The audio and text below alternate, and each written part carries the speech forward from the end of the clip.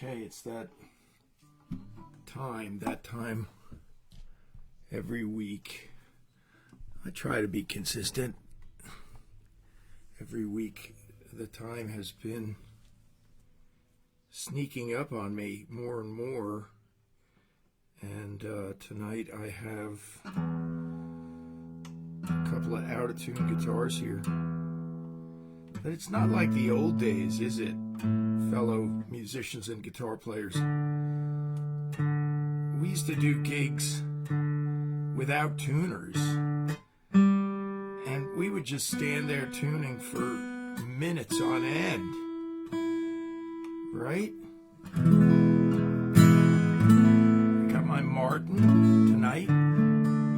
I'm going to be playing some Bob Dylan songs, and Bob Dylan is frequently seen with a Martin in his hands, but he uses a lot of different ones, as opposed to Willie Nelson, who has only used one Martin his entire career. And what is that Martin's name, friends?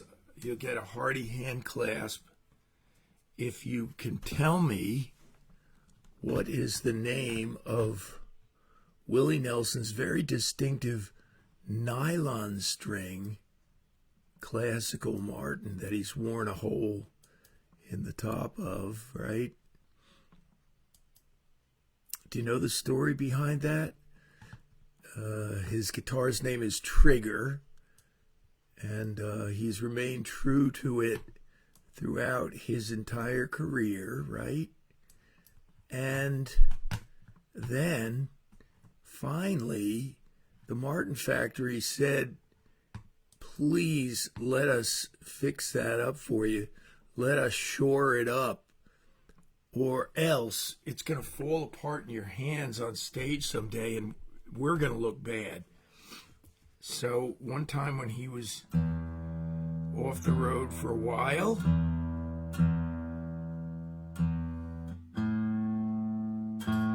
he let them have Trigger for a couple of months. And they refurbished it, shored up the bracing, and I believe it's been good ever since. You know, Willie plays lead. So he's playing songs with single note solos that he uses. It's a beautiful evening, isn't it? It almost makes you believe that there's still a thing called spring this year. We haven't had a spring in decades, as far as my memory goes. And this year, it looks like this next week, we're going to get pretty much all spring-like temperatures with a couple of summer-like days. In the past few years, more than few years, in the past years, we've been getting winter abruptly changing into summer. Does anybody remember the Sam Peckinpah film, Pat Garrett and Billy the Kid? I went to the theater to see it. Yes, I did. And I'm going to monkey around with this microphone for a moment. Hey, let me know if you're there. I got some stories for you tonight, some songs. We may speak of our mothers again. Mother's Day is here and gone so fast, and that's the name of this show. But you know, it's gone, and we, you know, I don't want to say we just pay lip service, but in a way we do. We say, gee, aren't moms great? And then the next day, it's back to business as usual. But our moms and our dads teach us so much and have so much influence in a lot of ways, good and bad, I'm afraid. And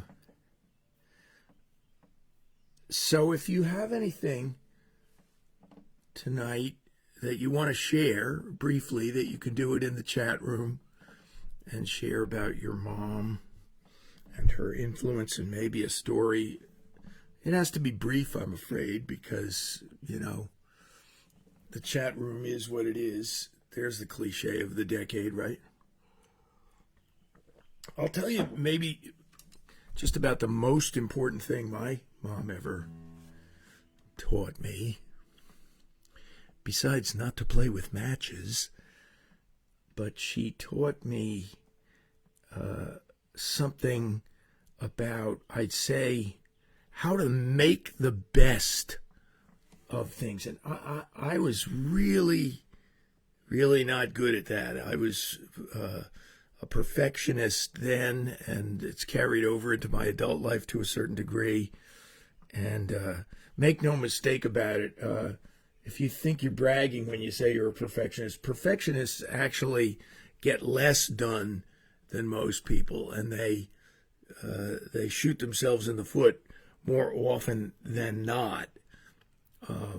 It's not something to be proud of, although, you know, we live in this world where people just revere Steely Dan, you know, the most perfectionist group that ever lived. Well, let's be honest, they're once in a century kind of exception to people who really got things done. Most perfectionists don't have the situation, the money, the power, the time, the tools to exercise their perfectionism. So in a way, they just hobble themselves, hamstring themselves. And I have. And there were two instances, two specifics, and then I'm going to do a Bob Dylan song. If anybody is in the chat room, say hi.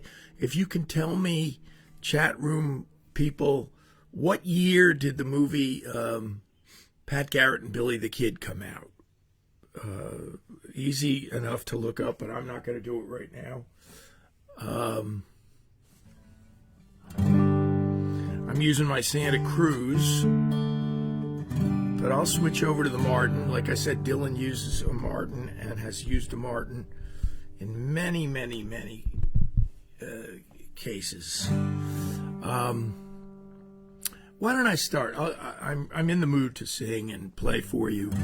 So this is the song that I heard in the movie Pat Garrett and Billy the Kid. And Sam Peckinpah was wise enough to parenthesize this song and make a little mini music video in the middle of the movie about it, where this song, Knocking on Heaven's Door, played for through the entire song. It wasn't just background music, it suddenly came into the foreground. And who was the actor? Slim Pickens, who gets shot. And they did a whole thing with him, and it's the most memorable part of the movie to me. But also from that moment on, I was aware of how great this song was. But also, historically speaking, we may be able to... Oh, I'm sorry. I've got something going on with my eye. For a minute, I have to fix it. It's either an eyelash in my eye or something.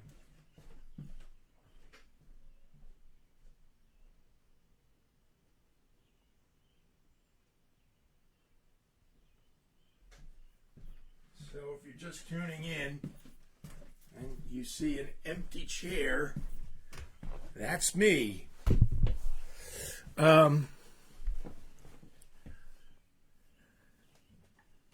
Maybe people are out. Maybe people are picnicking. Maybe they're barbecuing.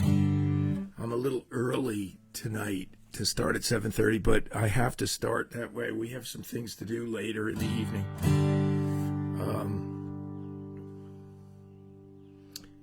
Where was I?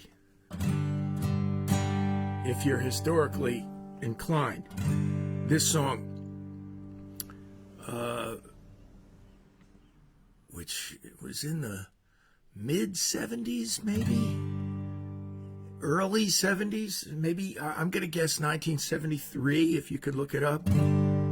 and it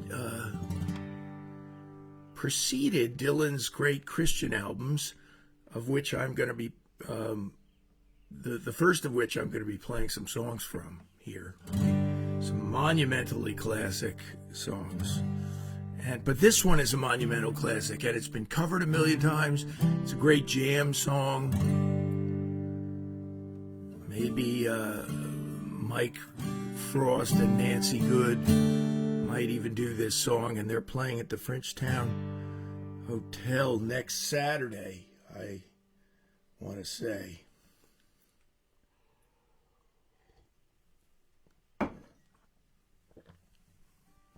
That's Memorial Day weekend, so, right? So the joint should be jumping.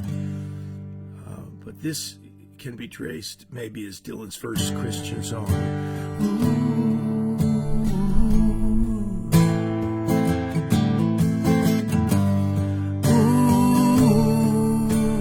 Ooh, yeah.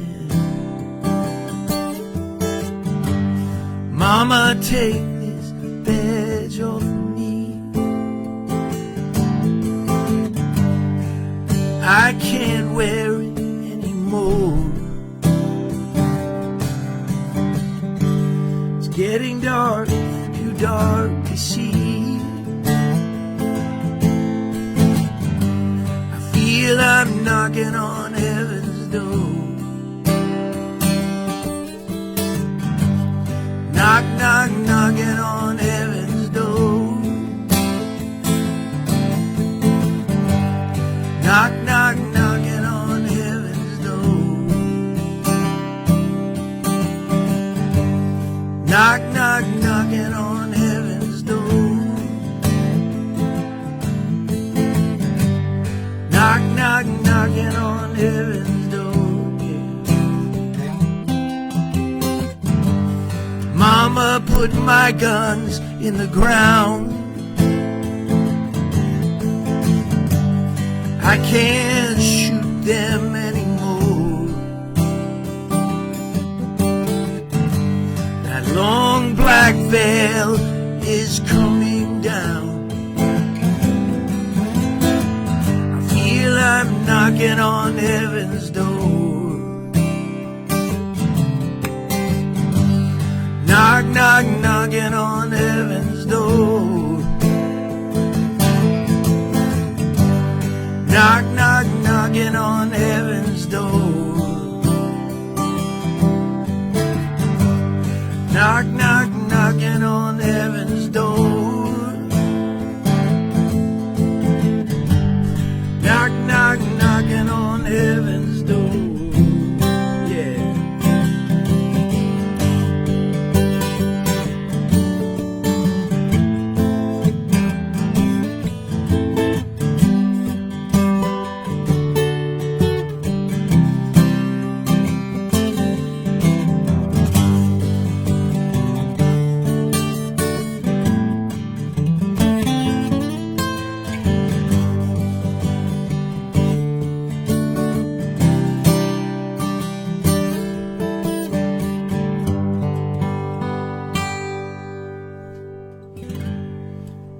Well, there's nothing like looking up at the screen and seeing that there's complete inactivity there. The screen seems to be frozen. So let me go to my monitor for a minute. Is my monitor? Yeah, my monitor's working. Okay, good. So, it seems to be okay now, but I don't have any feedback yet from any of you guys. Let me know if you're there. That was the great Bob Dylan song, of course. And that song was kind of a commission in a way. Our romantic idea is that these songwriters are just sitting around and inspiration. They climb the mountain. They go to the mountaintop and the inspiration strikes them and they come up with these classics forever. And it's often like John Lennon and Paul McCartney were sitting across from each other in the hotel room saying, we need a song by tomorrow for the theme song of the movie. The guy gave them one day, and they wrote A Hard Day's Night in that 24-hour period. One of the greatest records ever made, right? And you want to hear something? One of the people that's the least oriented towards writing on demand, he's only ever written songs for himself pretty much, is James Taylor. And do you know that James Taylor wrote two of his finest songs? In fact, they're two of my all-time favorites of his. One is called Brother Trucker, and the other is called Mill Worker. And he wrote both of those songs for the Studs Terkel Broadway musical Working. And by the way, that book is a great book, the book Working. It's just as it implies, it's not fiction. It's a documentary document about just investigating all the jobs that people do, you know. And I've read parts of it. I don't think I really read it from cover to cover because it's more like it's like a compilation. You can kind of jump into it and read some of it. And it was great, the parts I read. And James Taylor's song Brother Trucker is so hard to perform, especially with just an acoustic guitar, that I have never attempted it, or maybe I've attempted it once. So I got my Marting in hand here, which is an axe, so to speak, that Dylan has used. This is a Norman Blake design, and Norman is probably a hero of Dylan's. You have to imagine, just looking around because the refrigerator seems to be making quite a racket tonight. I'm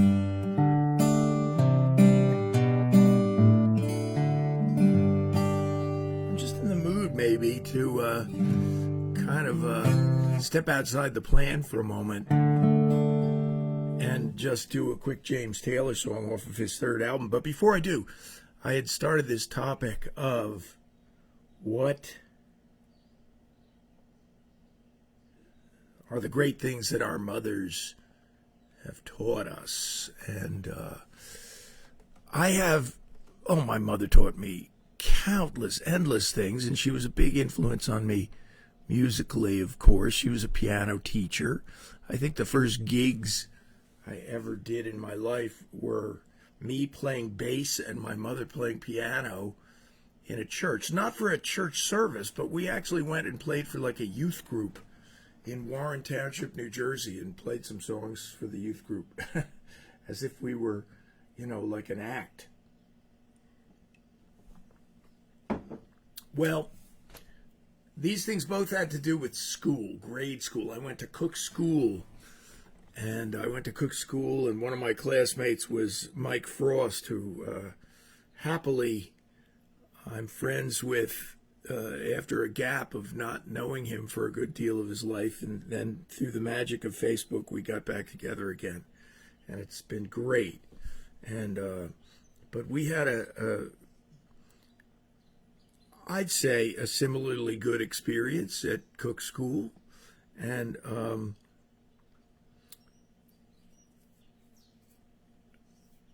Mike, do you remember this? We used to play the flutophone.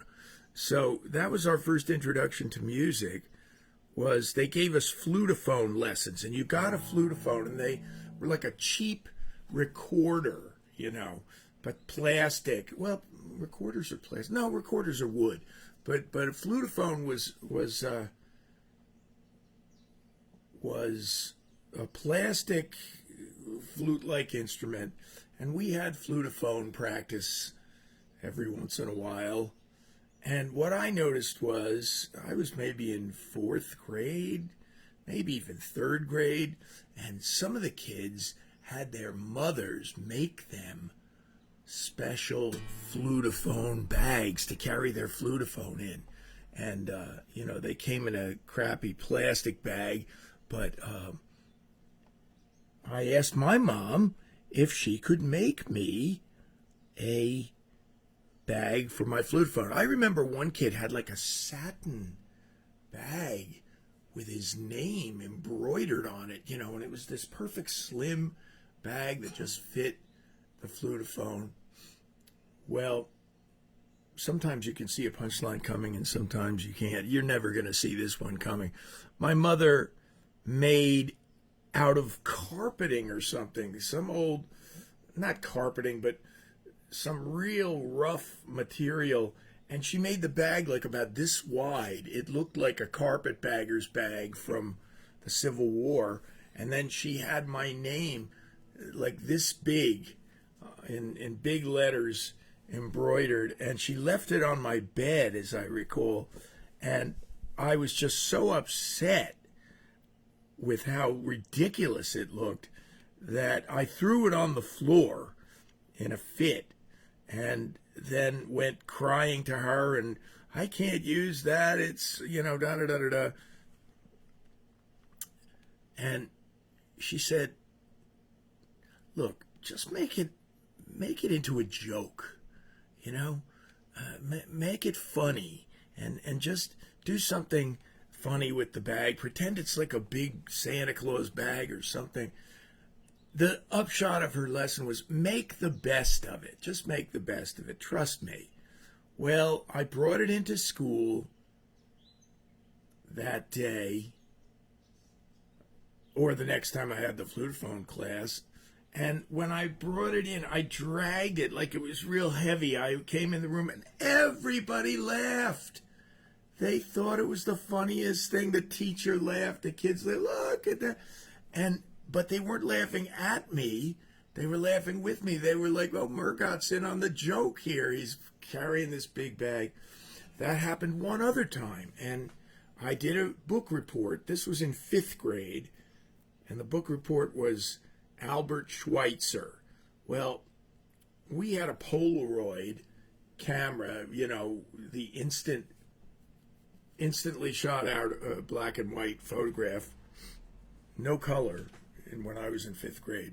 And I had this, overly optimistic idea that we were going to take this picture and it was going to be like 8 by 10, we were going to blow it up or whatever and put it on the cover of my book report. And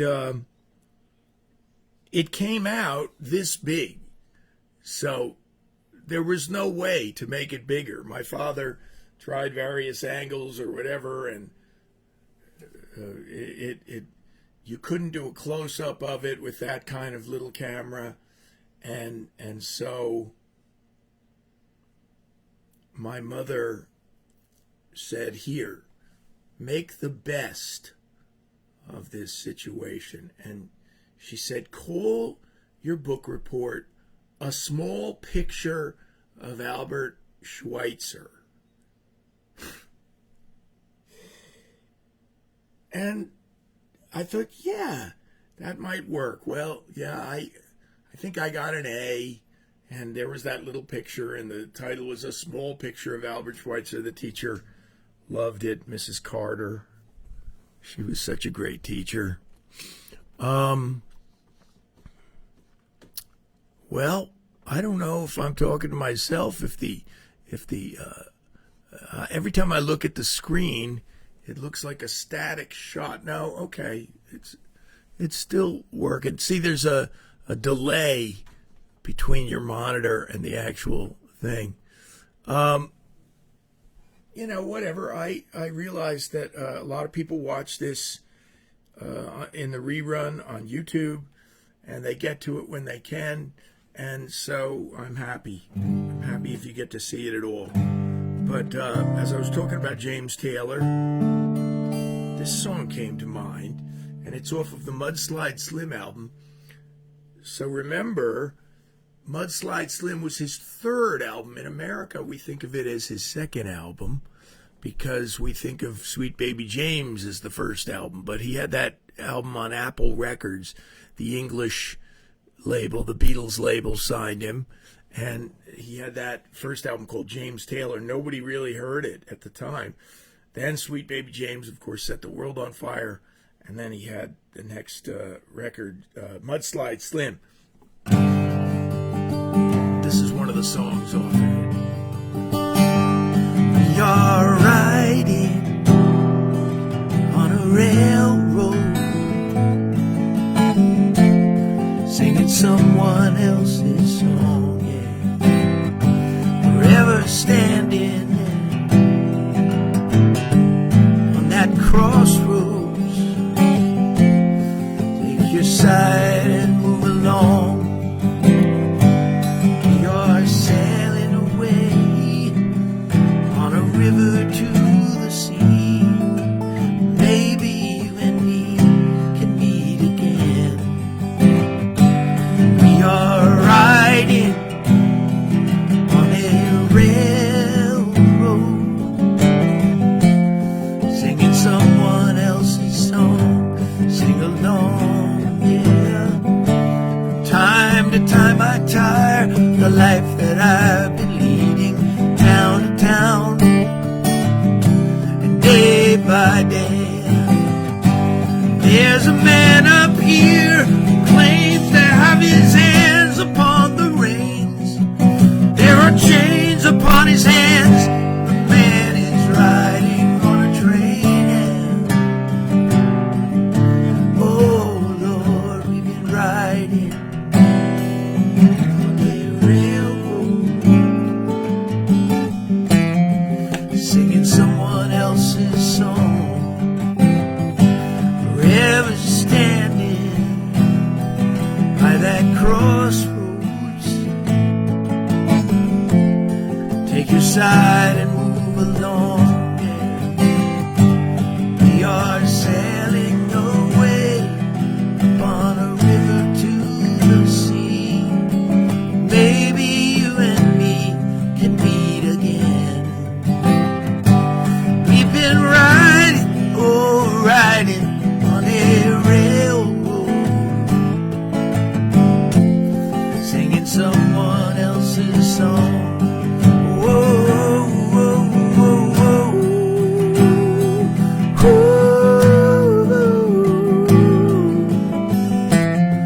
Singing someone else's song.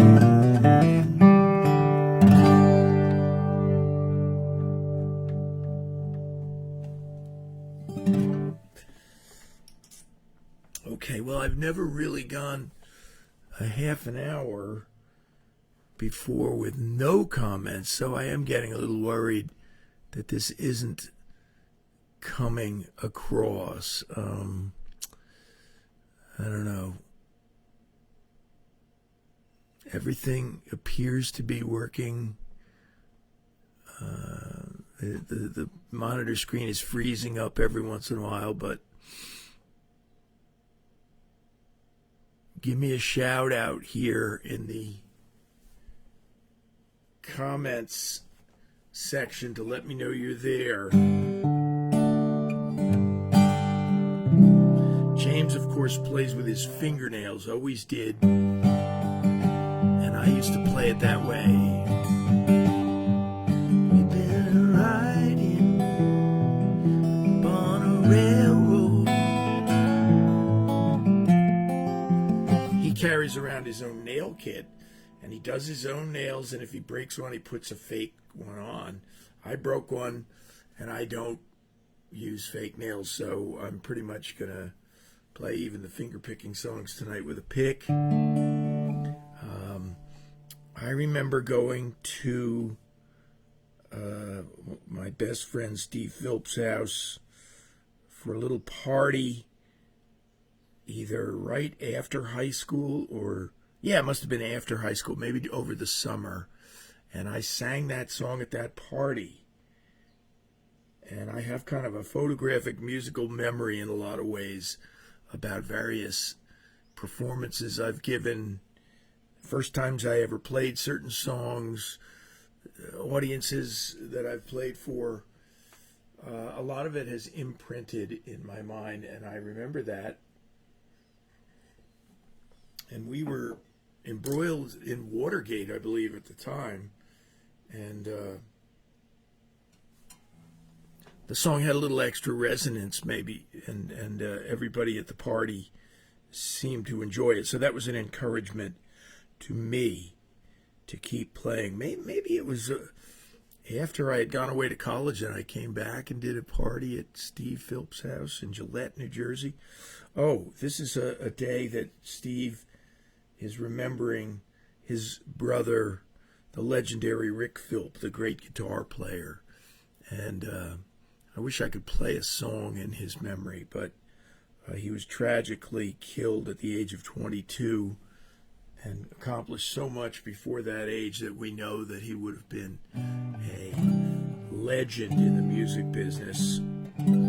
Graduated from Watchung Hills High School along with his lead singer and songwriting partner, David Palmer, who went on to become a member of Steely Dan, and he sang Dirty Work, for one thing. All of this happened in Watchung, New Jersey, and a lot more.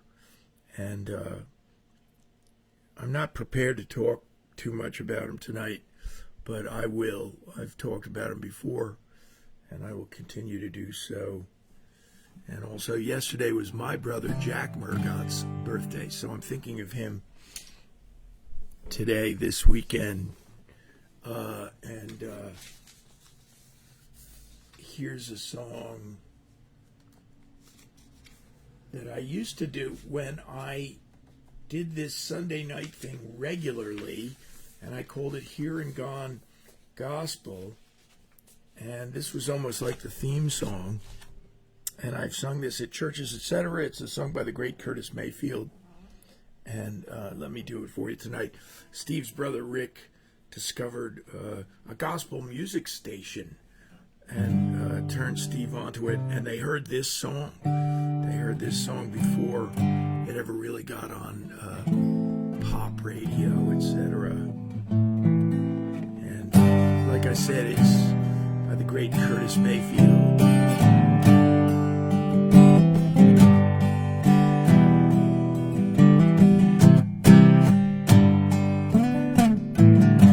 People get ready, there's a train a-comin'. You don't need no ticket, you just get on board. All you need is faith to hear the diesels humming. You don't need no ticket, you just thank the Lord. Yeah.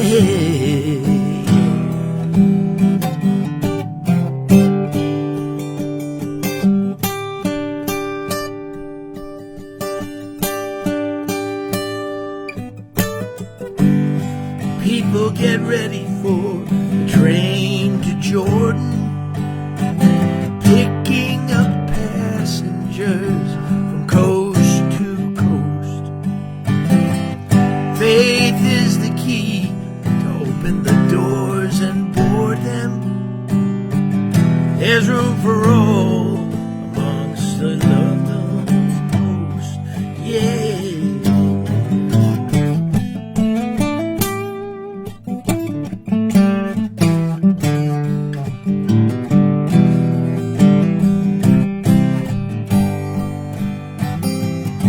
Ain't no room for the hopeless sinner who would hurt all of mankind just to save his own. Have pity on those whose chances grow slimmer, 'cause there's no hiding place before the kingdom's throne.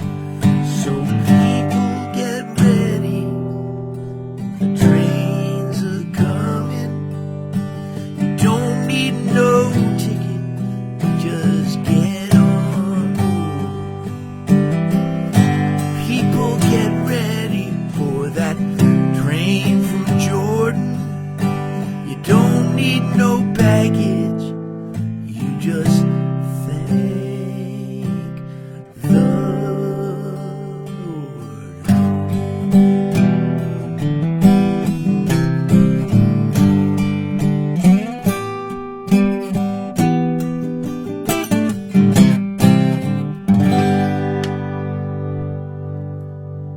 gotta hear that song on a Martin guitar.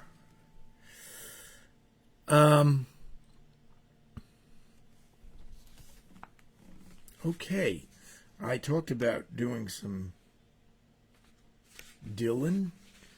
I also talked about doing some stories, and so I shall do both.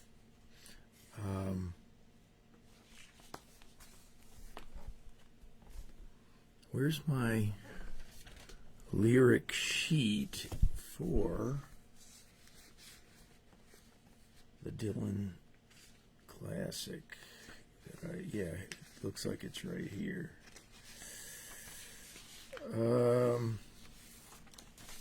This is a real challenge to do. It may be one of the truest songs ever written, and it's got tons of poetry and just truth-telling in it, and really hard to do. One time I did one of his really wordy songs at WDVR. Oh, this is going to be horrible. I don't know how to do this. I'll do it with the lyric sheet right on my lap and then try to mess with the guitar a little bit. Roy is here. Yeah, that's what it is. Yep. Glad to have you, Roy. I was getting worried that I was not broadcasting because I had so little people tonight in the chat room. But now that I know I am getting across, I will continue with vigor and with proper spirit to it all, because I know a lot of people watch this in the rerun, etc., etc. Like I said, I used to do a Sunday night regular thing called Here and Gone Gospel. This is just the only Here and Gone for this week, and it just worked out that way. And this is a complete non sequitur, but I wanted to tell you guys about, I'm old enough so that I remember the last Howdy Doody, and somehow this came up. You know, Facebook is great for just remembering anniversaries, and the anniversary of everything, the invention of the salt shaker or whatever. And so Howdy Doody, of course, was on for years and years, and it became like an institution. It was on every Saturday. And I was a faithful watcher. Never went to it. I don't know where it was shot. My guess is New York. And, you know, you all know the story that Bob Keeshan, Captain Kangaroo, was Clarabelle for a while. But he wasn't the Clarabelle. He wasn't the one that really owned it. And I don't remember the man's name who was. But he was there for years, the last Clarabelle, and, you know, always with that annoying horn, never said a word. So the last episode was special, and it was longer. So it was either an hour stretched into 2 hours, or it was a half an hour show that was stretched into an hour. But some of you might remember, or we'll track this down later, and Google will tell us, you know.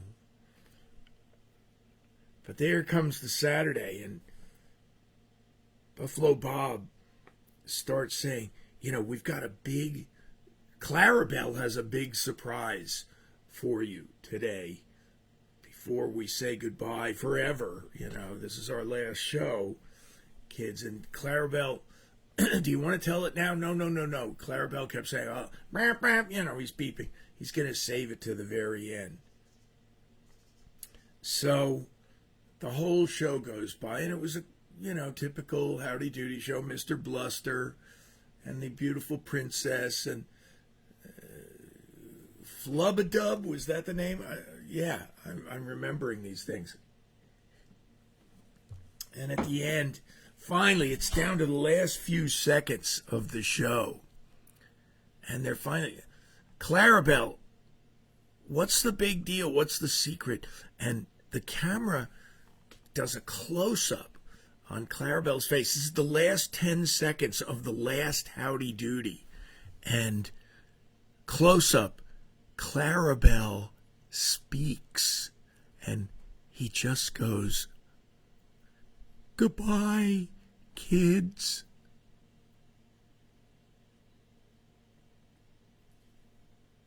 And the show is over, we turn off the TV, I walk out my front door on Gresham Road in Plainfield in a daze. I just walk out the front door like, did you see what I just saw? I look down the street, every kid is walking out of his house on the whole street in a daze. And we're all like, did you just see what I saw? Clarabelle said goodbye to us. It didn't take much to thrill us in those days. One of the truest songs ever written, and I have had people tell me they don't like this song. Even Dylan fans have told me. And I'm like, why? It's absolute genius to me. And they're like, it's too political or something. And I go, there is nothing political in this song except a couple of observations, maybe. It's funny. I'm going to do it for you now. It's the title track to perhaps the greatest Christian album ever recorded. Nothing has ever surpassed it. It was done in 1978 or 79, and the album is called Slow Train Comin'. And he went on Saturday Night Live, and I think he played this song, and he also played the real characteristic famous song of the album, which was You Gotta Serve Somebody, which has gone on to become recorded by 100 other gospel acts. This one rarely gets played. Hi, Joy, nice to see you. This rarely gets performed. It's just too hard to sing this whole lyric, and maybe too controversial. But tonight I'm going to do this acoustic version of it. I don't think Dylan ever even did an acoustic version of it. Sometimes I feel so low down and disgusted. Can't help but wondering what's become of my companions. Are they lost or are they found? Have they counted the cost it'll take to bring down all their earthly principles they're gonna have to abandon? And there's a slow train coming around the bend, yeah. I had a woman down in Alabama. Oh, she was a backwards girl, but she sure was realistic. She said, boy, without a doubt, you gotta quit your mess and straighten out. You could die down here, be just another accident statistic. And there's a slow train coming around the bend, yeah. All that foreign oil controlling American soil. Look around you, it's just bound to make you embarrassed. Sheiks walking around like kings, wearing fancy jewelry and nose rings, deciding America's future from Amsterdam into Paris. And there's a slow train coming up around the bend, yeah. Man's ego's inflated, his laws are outdated. They don't apply no more. You can't rely no more to be standing around waiting in the home of the brave. Jefferson turning over in his grave. Fools glorify themselves, trying to manipulate Satan. And there's a slow train coming around the bend.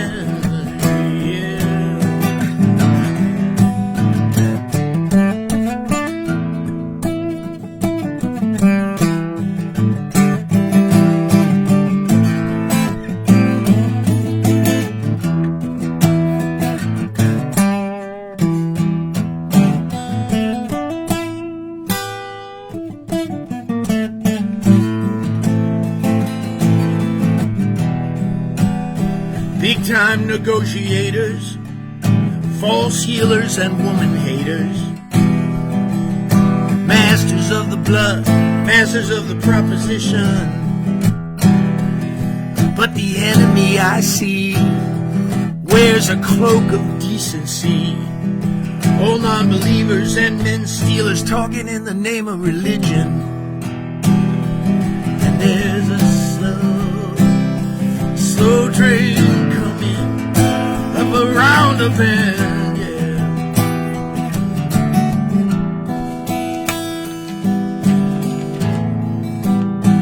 People starving and thirsting, grain elevators are bursting. Oh, you know it costs more to store the food than it does to give it. They say lose your inhibitions, follow your own ambitions. They talk about a life of brotherly love. Show me someone who knows how to live it. And there's a slow train coming around the bend, yeah. Well, my baby went to Illinois with some bad talking boys she could destroy. A real suicide case, but there was nothing I could do to stop it. I don't care about economy, I don't care about astronomy, but it sure do bother me to see my loved one turning into puppets. And there's a slow train coming up around the bend, yeah.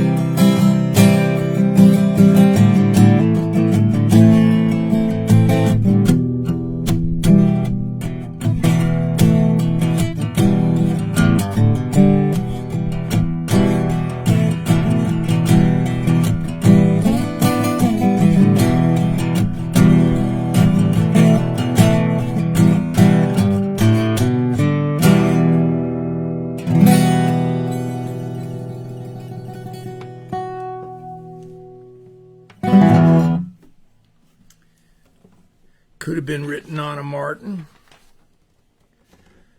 And who plays on that song? The guys down in Muscle Shoals, the great Muscle Shoals rhythm section. Amazing players, great drummer. What a groove. Drummer Roger is his name. Bro Orthy, tell me what Roger's last name is from Muscle Shoals. The memory is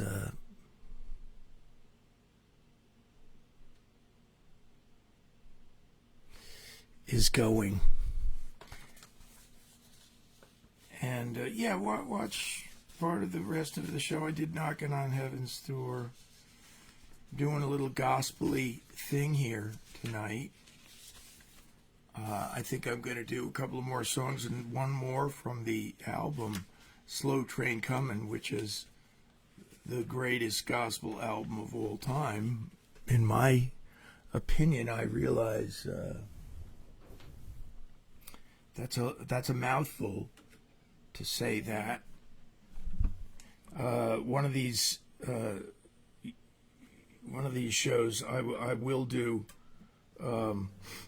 You Gotta Serve Somebody. I've been doing that song for years.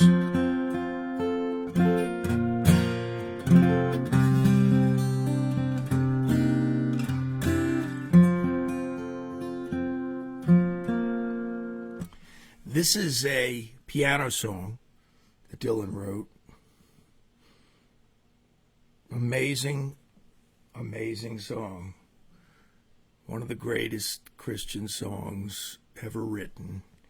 And so completely pertinent for our times, friends and family. And I'm going to do it for you tonight. There was a live video of him doing this and playing the piano. And they took it down. So Columbia Records took it down.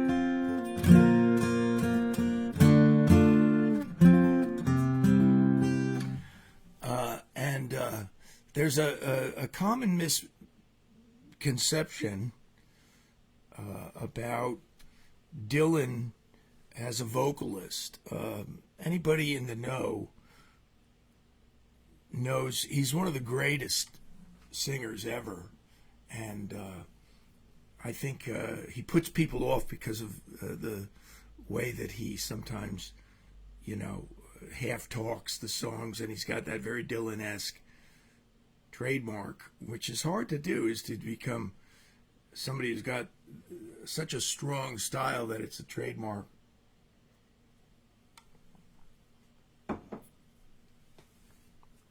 Maybe I'll end the evening on this one. If you can ever find that live version with him singing it just with the piano, he's a great piano player. Someday I'll do this for you on piano when we move the piano into the kitchen again. We'll do that maybe when Alan comes back. Alan is in Germany, my dear friend and compadre, playing partner. And Alan and Jamie Flynn and I, it looks like we're going to be doing a gig or two over the summer. And we'll probably go out under the name Sons of Jersey, which is what our single is out under. We have a single of Don't Let Nobody Turn You Around. And but thanks for coming to see me.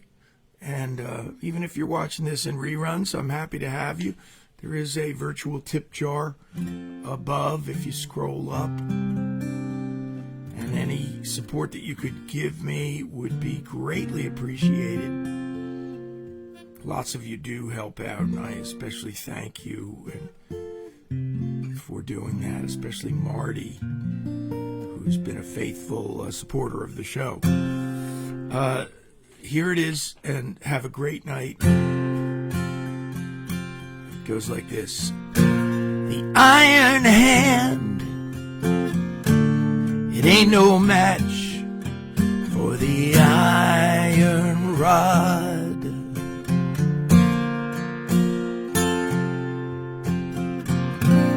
The strongest wall will crumble and fall to a mighty God.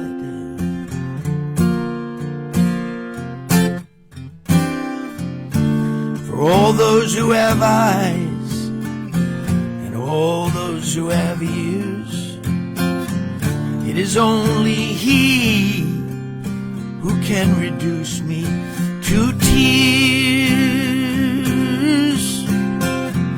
Don't you cry and don't you die, and don't you burn. Like a thief in the night, he'll replace wrong with right when he returns.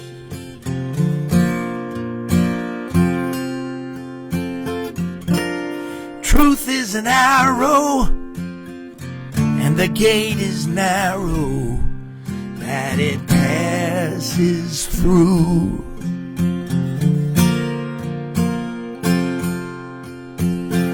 He unleashed his power at an unknown hour that no one knew.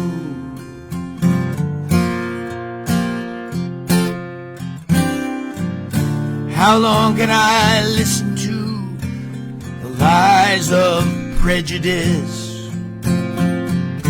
How long can I stay drunk on fear out in the wilderness? Can I cast it aside, all this loyalty and pride? Will I ever learn that there'll be no peace, that the world won't cease until he returns?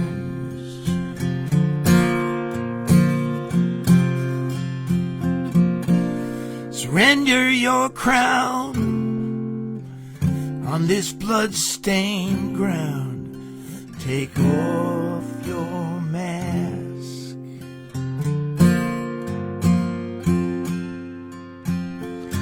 He sees your deeds, he knows your needs, even before you ask.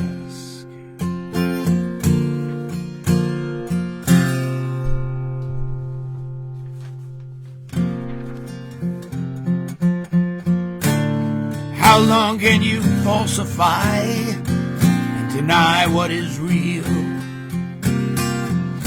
How long can you hate yourself for the weakness you conceal?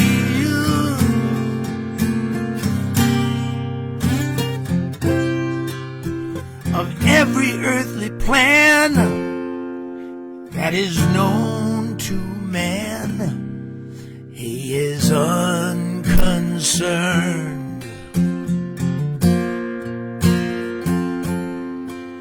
He's got plans of his own to set up his throne when he returns.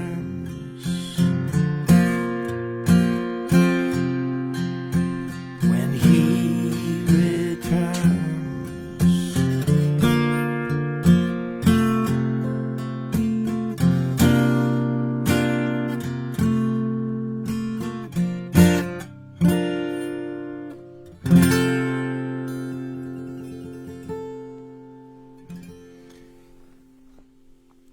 Well, God bless you. Good night.